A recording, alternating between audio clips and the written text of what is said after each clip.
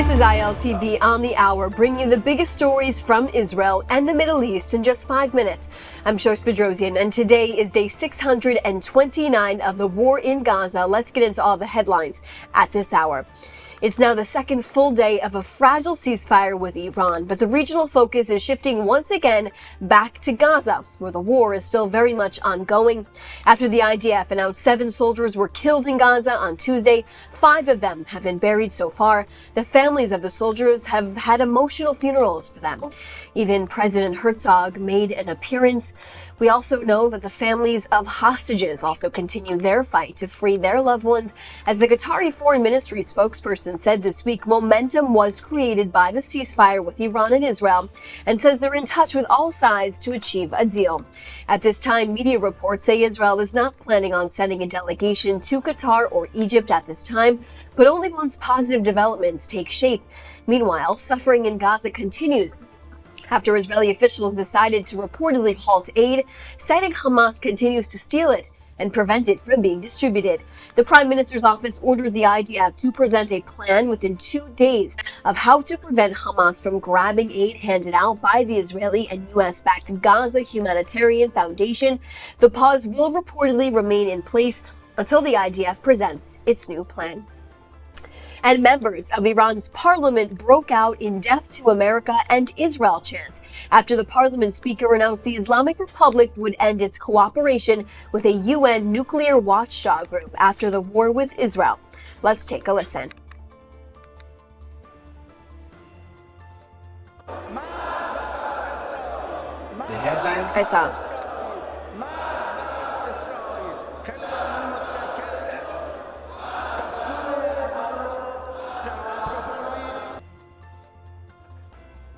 The chants happened just 1 day after Iran laid down its ballistic missiles and stopped attacking residential areas in Israel. The parliament speaker said it would suspend its cooperation with the International Atomic Energy Agency, insisting Iran's nuclear program would now, quote, proceed at a faster pace. The parliament approved the bill, which now needs a final approval from Iran's Supreme National Security Council. And U.S. President Donald Trump says the U.S. will meet Iran next week, but that a nuclear deal is no longer needed after its weapons program has been destroyed. Trump also weighed in on an Israeli legal issue, calling for the dismissal of the corruption trial against Netanyahu. In a post on Truth Social, Trump describes the trial against Netanyahu as, quote, a witch hunt and a long-running horror show. Trump called the case politically motivated in order to inflict harm on Netanyahu. Trump calls for the trial to be immediately canceled, or he should be given a pardon. And the IDF has revealed that Israeli commandos operated inside of Iran during the war.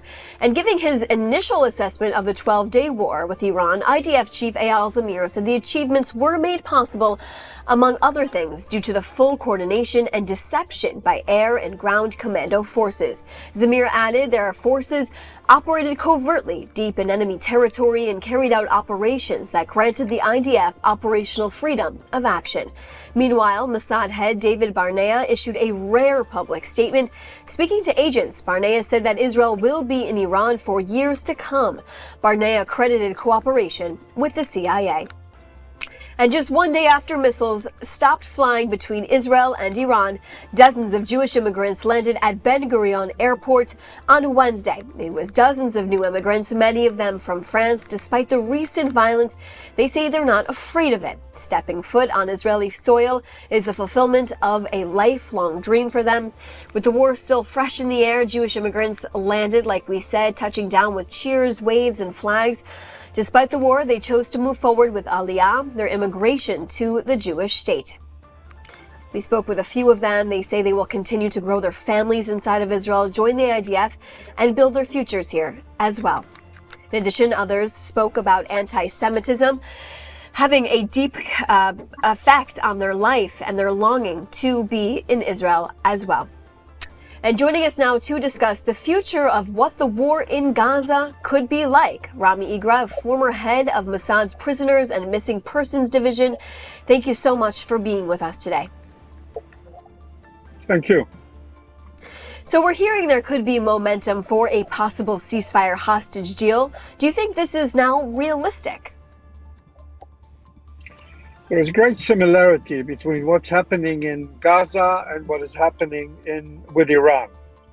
Because at the end of the day, we are facing in both places a very extreme, very radical religious regimes.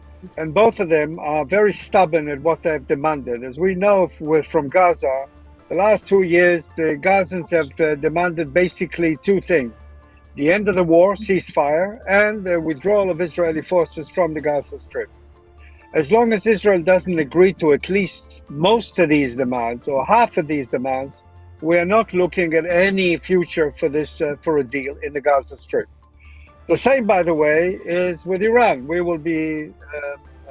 I'm not. I don't want really to relate to President Trump's unfounded claims that the Iranians have stopped their nuclear program.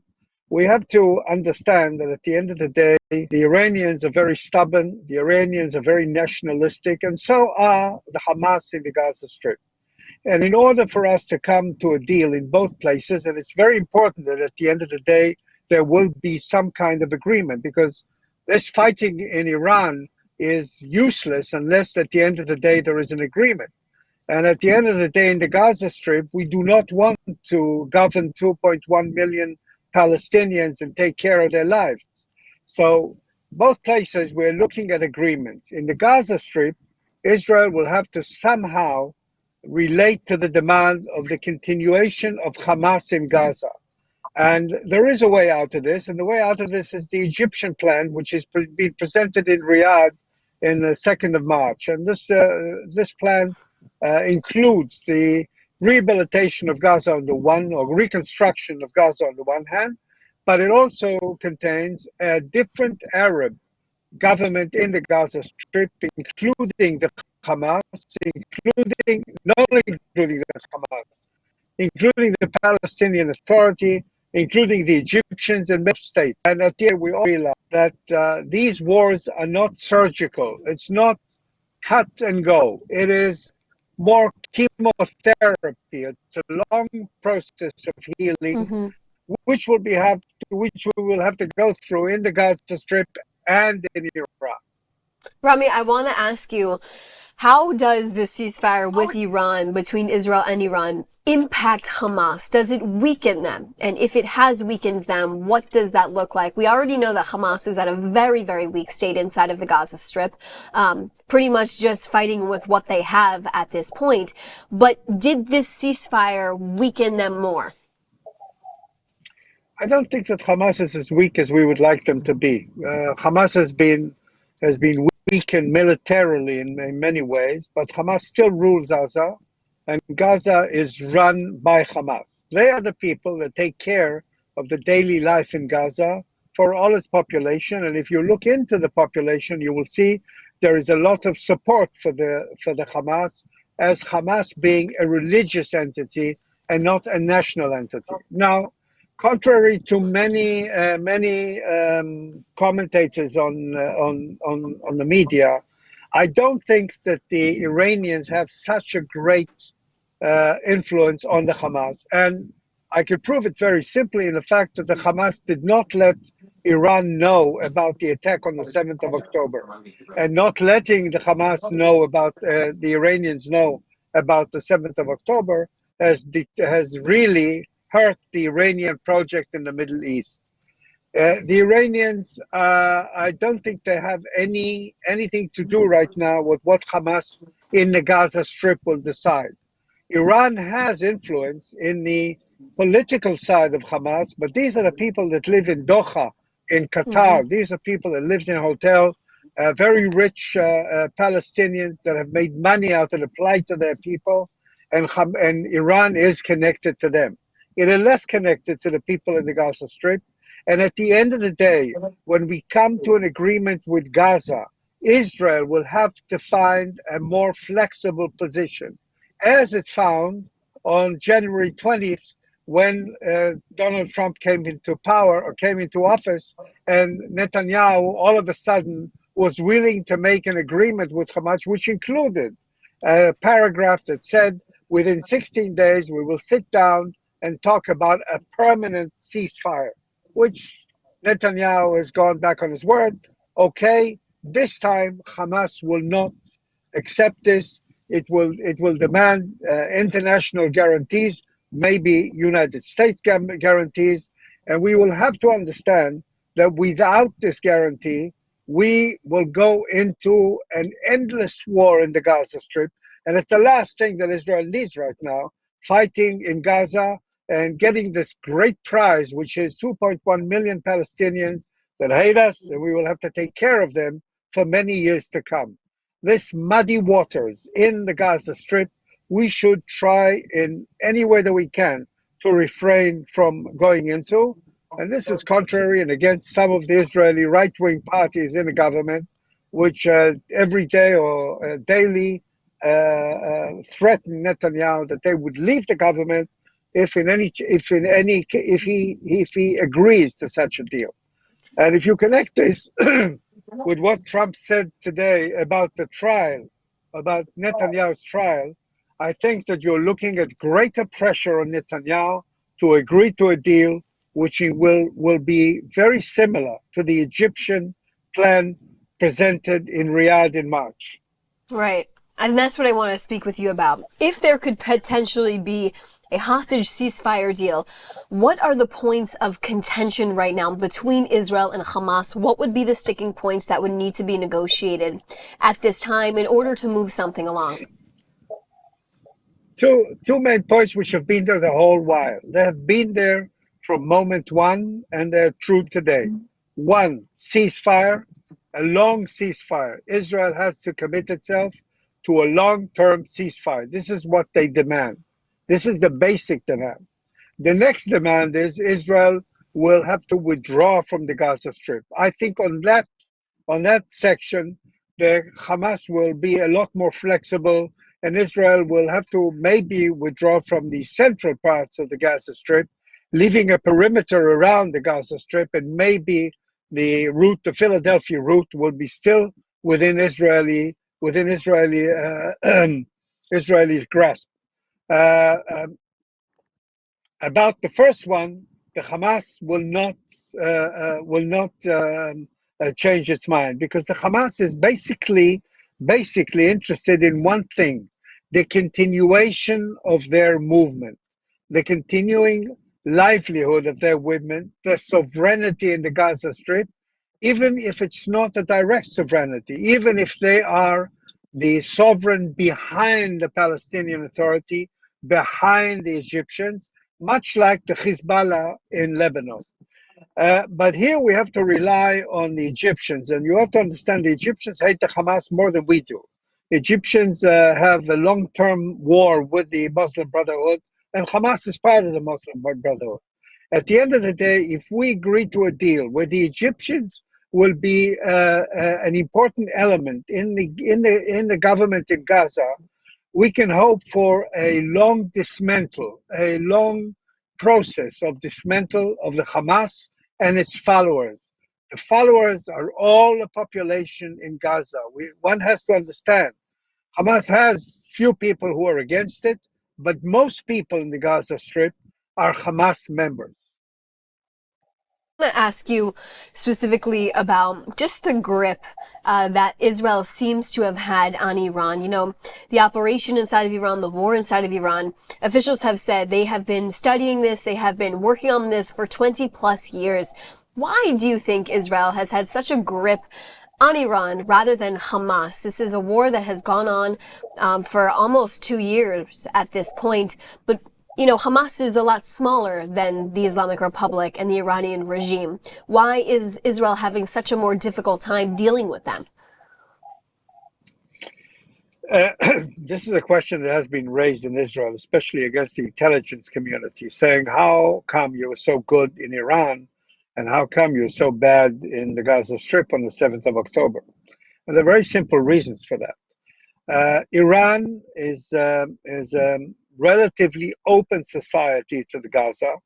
Iran has a huge faction, or many people in Iran are against the regime, and Iran is well connected and to the world. Israel was able to recruit agents in Iran through the internet over the years. And there are many people in Iran that wanted to be recruited by Israel, one for financial reasons, but also for political reasons. In the Gaza Strip, Israel had a very difficult time recruiting any human agents. And the reason, again, simple. There is very small contact between Israel and the Gaza Strip, very little internet between Israel and the Gaza Strip. And most of all, Hamas was very cruel towards anyone that was found in any kind of relation with Israel. Anybody that was suspected of treason was dragged to the street and killed in the street. And all these three reasons made it very difficult for Israeli intelligence community to recruit agents in the Gaza Strip. And again, there was one more thing that was very important here. Israel took for granted the Hamas. We all said to ourselves, they will not dare attack us. On the other hand, we all said to ourselves, Iran is an enemy that we have to consider, and they will dare attacking us. And because of these two perceptions, you see two different ways of operating, and we were found with our pants down, so to say, in the Gaza Strip, and on our hands on the upper hand in the Iranian campaign. Rami, thank you so much for being with us and for sharing your very important perspective. I appreciate your time. Thank you. And of course, more questions continue to be asked about what could be next with the war inside of Gaza. Now joining us and to discuss what could possibly be next for Israel and Iran is Dan Diker, the president of the Jerusalem Center for Security and Foreign Affairs. Thank you so much for being with us today. Thank you. Now, first, I want to talk about Iran specifically. We know Iran is weakened, but how long will it take until they can actually pick themselves back up again? Well, the Iranian regime suffered a major blow from Israel and the U.S. Operation that has seriously degraded the Iranian nuclear campaign, nuclear capability, as well as his ballistic capability. But let's bear in mind that the Iranian regime still has hundreds of ballistic missiles. There are still hundreds of kilograms of enriched uranium that is missing. The Iranian regime is capable of unleashing global terror the way it has over the last decade since '79, murdering hundreds in Europe, attempting to assassinate the president of the United States and senior U.S. officials and political dissidents around the world. We remember the Iranian regime's massive terror attacks in Latin America. This is just the beginning for them of that, because the regime still stands, even though it has been crippled. And let's remember, the Iranian regime still draws between 55 and 60 billion dollars a year in oil and gas revenue, and it has capabilities. So we have to be very much cautious and on guard. Goes back to what I've been consistently asking since yesterday. Why are officials like Trump and Netanyahu calling the war a success, a victory inside of Iran? Why is that? You mentioned these ballistic missile capabilities, any type of terrorism operations that could possibly happen. You also mentioned they could still have many ways of getting money, even though there's a lot of sanctions on them at this current moment. But in perspective, I mean, was this war successful? There certainly are many great achievements of this of the 12-day war, and clearly Israel. What Israel did, I think, very consequentially, is to pass what's called the fear, to get beyond the fear factor to all of those naysayers that said Israel should never attack the Iranian regime because it would unleash Armageddon and World War III and World War IV put together. I think we've gotten beyond that, and clearly there is massive destruction of the Iranian regime's nuclear sites, particularly the main ones at Fordo, Natanz, and Isfahan, as well as Bushehr and the other 4 or 5 sites the heavy water reactor at Iraq, as well as probably eliminating 2/3 to 3/4 of their ballistic missile capabilities. But that's only one aspect. Remember, the long terror arm of the Iranian regime is still there, even though Israel did a very important, it did a very good job in neutering and cutting off a lot of the octopus's tentacles, the Iranian regime octopus tentacles, whether it's Hezbollah, Lebanon, whether the fall of the Syrian regime, as well as Hamas. Even though we're still at war with Hamas, they have been compromised as well. The Houthis are still very much sending rockets and missiles. So it's still an open question, but there have been many successes. There is an ongoing debate whether the successes have been tactical or whether they've been really strategic. And only time will tell, because the final battle assessment has not been made yet. And so there still remains a number of open questions that require great caution on the side of Israel, America, and the Western Alliance with regard to the abilities of the Iranian regime. Right, and I guess it also probably takes time for them to see what was seriously impacted and how Iran could get back on its feet in certain ways. Now, we know that the IDF Chief of Staff, Eyal Zamir, said yesterday operations in Iran are not over yet. What does something like this mean?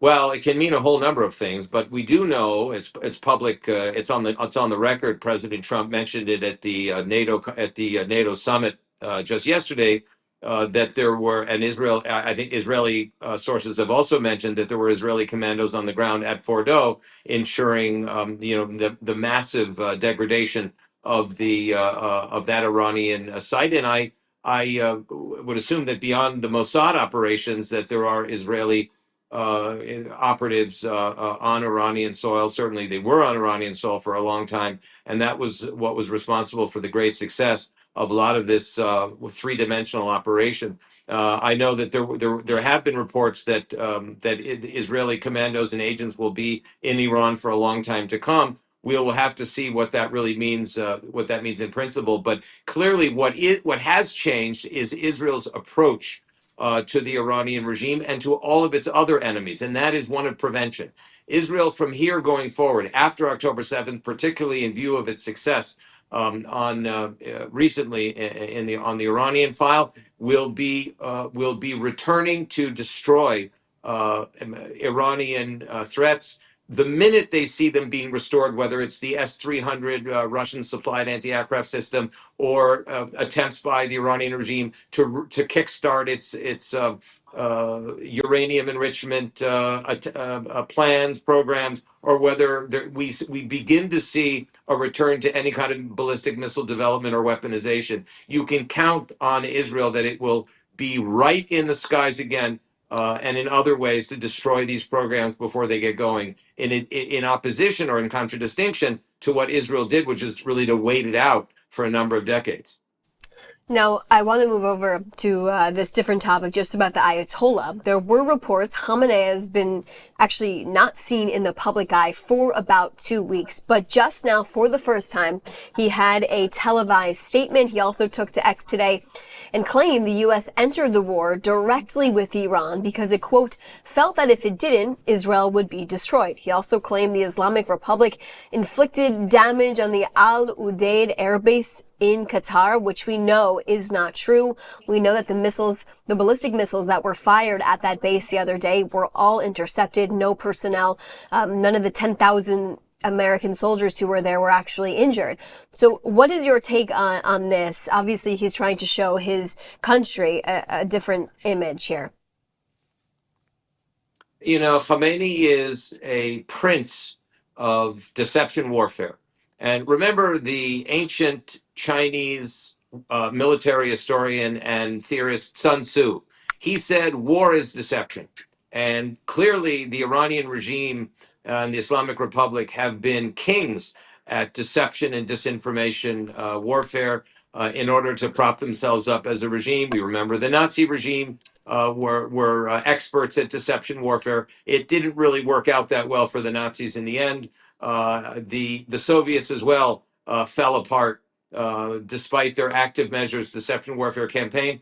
And I would assess that the Iranian regime, first of all, are very much naked and exposed in terms of what the Iranian people know. 90% of the Iranian people hate this regime, will do anything to rid themselves of this regime. This is the opportunity for the Iranian people to take their own future in their hands. They know what the truth is, and they know that the regime has been severely crippled, and it is not 1/100th as strong, vibrant, or viable, no matter what the mullahs say. So, I think we're on a pathway to saying, folks, the game is up, but it really requires political and moral will on behalf of the U.S.-led Western alliance, as well as Israel, to keep wounding and attacking the regime. Now it's time for a new kind of warfare. It's Israel's moment now to engage in under the radar warfare, in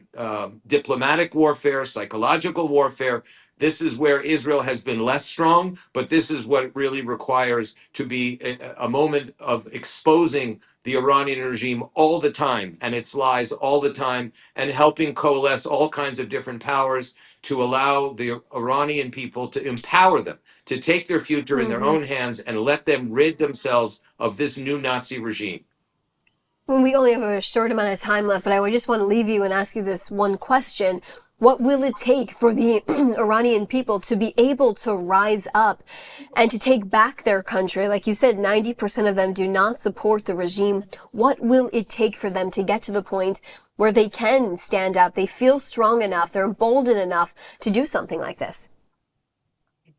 Well, the Iranian regime has, thousands upon thousands of domestic operatives called the Basij, whose headquarters was targeted by Israel and have been degraded themselves, but they still have of well over 100,000 of these monstrous armed bullies that rape women, torture opponents, imprison people in the notorious Evin prison, and really wreak havoc and panic and fear among the Iranian people. That's what they've been doing. However, the Iranian people, who I know, are in the process of coalescing a very broad coalition of communities: the Baluchis, the Turkomans, the monarchists, the Druze, the Azeris, all kinds of the Kurds, all kinds of minority communities, not the Druze, but the Kurds, clearly, all kinds of minority communities within Iran, if they can unite. And uniting is the big,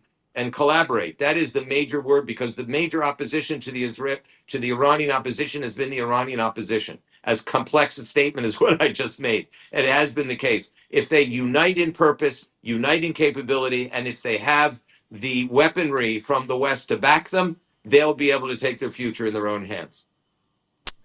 Absolutely. And I think a lot of people around the world, especially the diaspora, is waiting for there to be some type of movement inside of Iran when it comes to their own population there. But like you said, there are people embedded inside of the population to ensure something like this doesn't happen.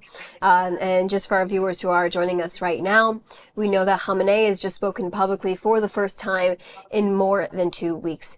So thank you so much for being with us today. There's one. I want to add one very important point. The major Iranian expat community in the diaspora is in California.